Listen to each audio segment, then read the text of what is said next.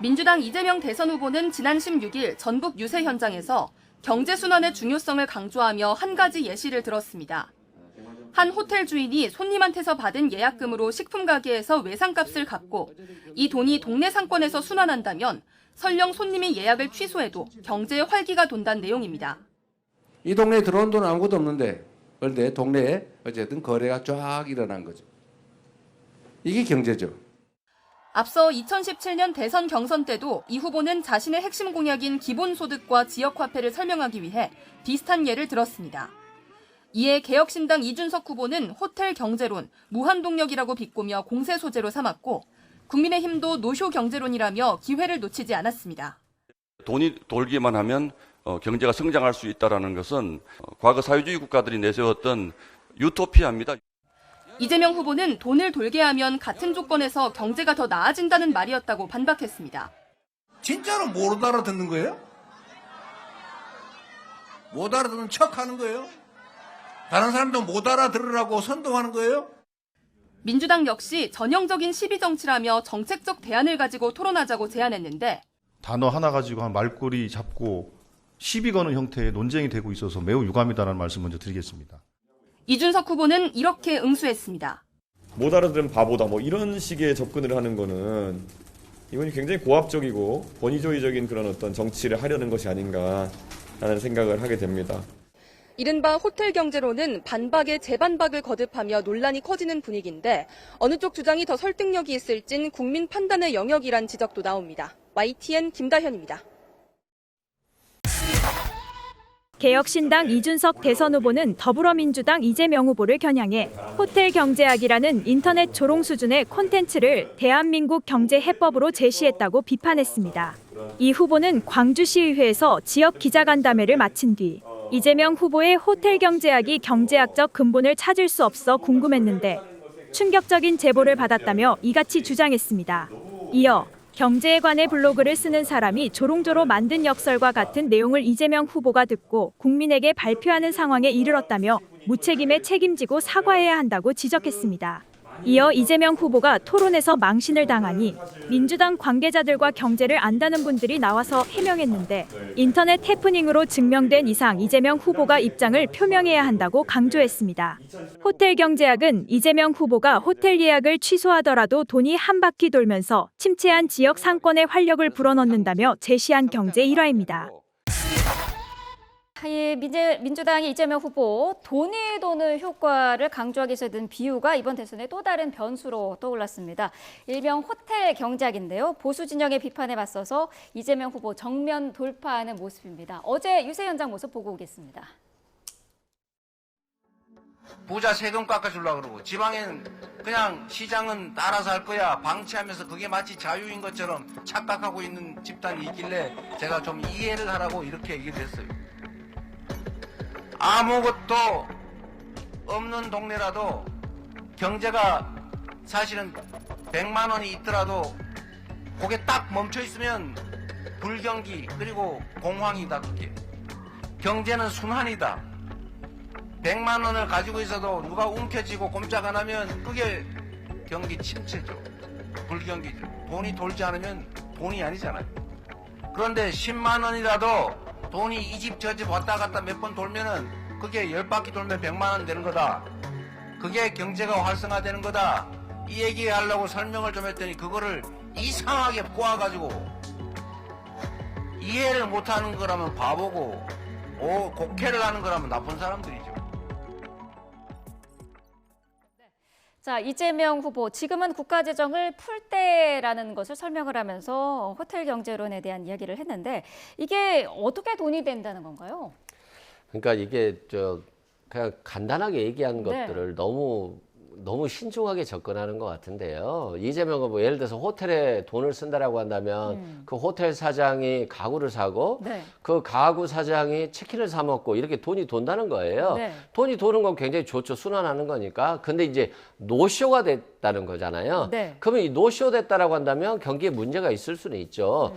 그럼에도 불구하고 이 노쇼에 중점을 뒀다기보다는 돈이 돌아야 되는데 지금의 경제는 돈이 너무 안 도는 세상이기 때문에 돈을 돌 수 있도록 정부가 좀 재정 정책을 펴야 된다. 네. 부자 감세에만 집중할 게 아니라 선순환 경제를 마련하기 위해서는 정부가 좀 재정을 풀어야 된다. 정부의 재정의 굉장히 중요성을 좀 강조한 것인데 네. 자꾸 노쇼가 됐는데 이게 무슨 돈이 되느냐라고 하는 그 말다툼 정도 수준인 건데요. 이재명 후보가 그 정도로 경제 수준, 의식 수준이 낮지 않습니다. 굉장히 해박한 지식을 갖고 있기 때문에 너무 지금 뭐 잡을 게 없으니까 꼬투리라도 잡겠다 이런 것 같은데요. 좀 큰 관점에서 좀 바라볼 필요가 있다 이렇게 생각됩니다. 네, 정규제 주필 보수 논객인데 최근에는 이재명 후보에게 우호적인 입장도 보였습니다만은 이 호텔 경작에 대해서는 비판적인 입장을 또 견지를 했더라고요. 저게 현실에서 도저히 성립할 수 없는 그림이기 때문에 그렇죠. 10만 원을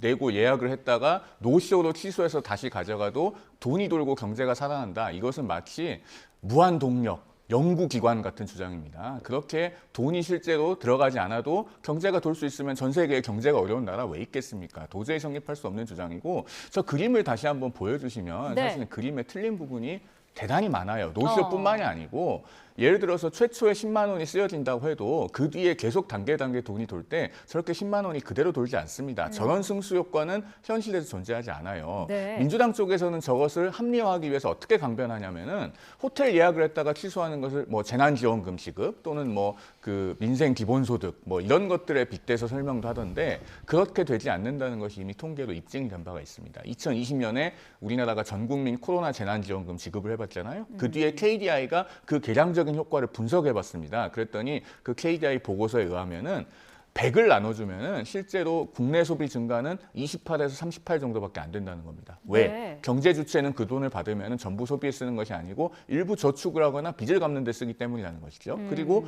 노쇼를 해서요. 저게 10만 원을 도로 가져가면은 그림이 반대로 돌아서 돈을 다시 민간에서도 연쇄적으로 회수하는 효과가 일어나지 않겠습니까? 그러니까 여러모로 저것은 현실과 전혀 맞지 않는 그림인데 이재명 후보 SNS에 2017년에 올라왔고 본인이 최근에도 유세에서 이 발언을 반복했기 때문에 네. 발생한 논란이다라는 점 말씀드립니다. 네, 저 그림 자체가 현실적으로는 맞지 않다고 지적을 해주셨는데 어떤 입장이실까요? 아니 뭐 현실적으로 맞지 않을 수도 있어요. 네. 근데 웃자고 한 얘기에 죽자고 달려드는 꼴이에요. 네. 이 노쇼의 관점이라기보다는 지금 우리 경제가 돈이 안 돌기 때문에 피가 안 돌고 있기 때문에 피를 돌려야 되는데 노쇼라 날지라도 경제적으로 순환된다라고 한다면 중요한 점이 있다라고 하는 걸 강조한 건데 그냥 노쇼가 되는데 어떻게 경제가 성장하냐라고 비난하는 것 자체가 너무 죽자고 달려드는 것이다 말씀드리고요. 우리가 지방의 작은 행사에도 행사를 하면 돈이 많이 돌아요. 그런 측면에서는 돈이 지금은 건축 경기도 너무 죽었고 자영업자도 죽었어요. 근데 이거 누가 죽였습니까? 윤석열 정부가 죽였잖아요. 왜 계엄을 해가지고 자영업자들을 힘들게 만듭니까? 그렇다라고 한다면 정부는 야 윤석열 정부가 계엄했으니까 내 책임 아니야. 나는 너한테 도움을 줄 수 없어. 윤석열 전 대통령 향해서 손해배상 청구 소송해. 이러면 되는 겁니까? 정부의 역할이?